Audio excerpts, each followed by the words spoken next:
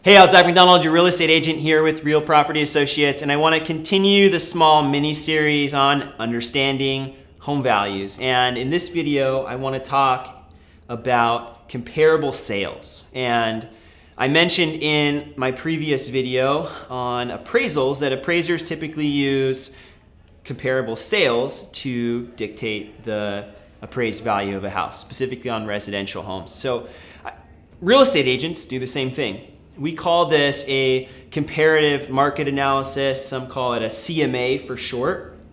And the idea is, if you were thinking about selling your house or you were just curious about the value of your house, what I would do is similar to what an appraiser would do. I wouldn't charge you anything for it.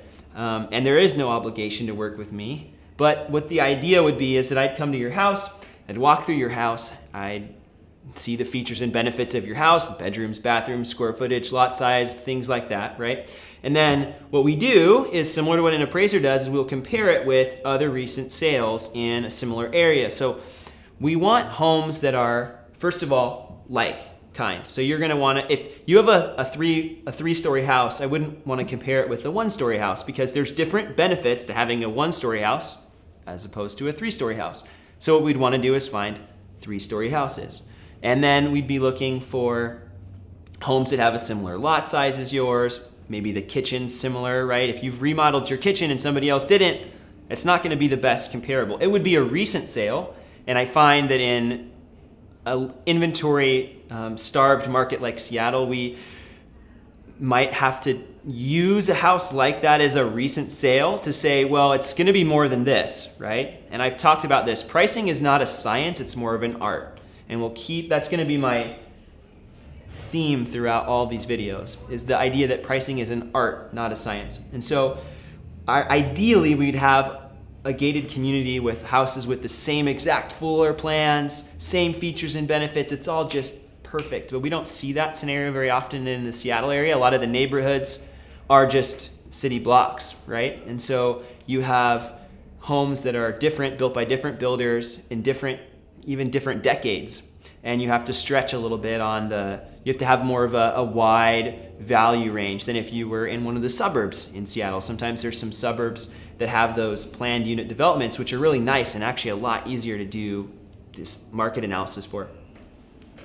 But the big idea with the market analysis is your home is worth what somebody is willing to pay for it.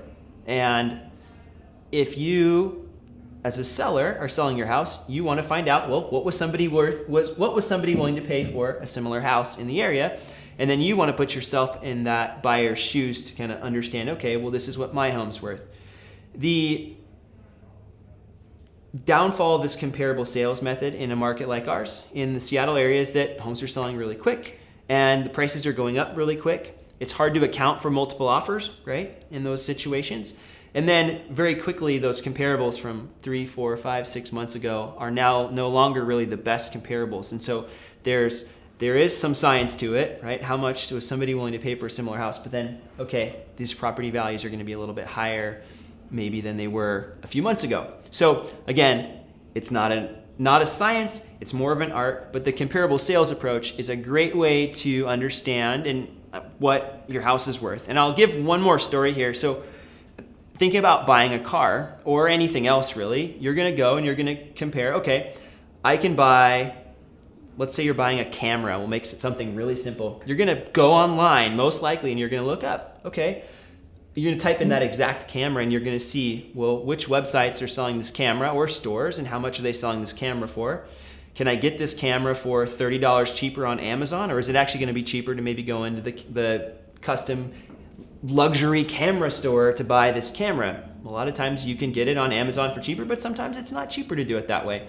And the same thing when you're looking at a house, you're going to be looking, okay, if I can get the exact same house or a similar house, why would I pay more for that than I would for a different one? So as a seller, you need to keep that in mind because that's what buyers are thinking about. They're comparing your house with the other houses that are currently on the market and also homes that have sold recently, and that should keep you and help you have a good framework and a more realistic framework for what your home's actually worth.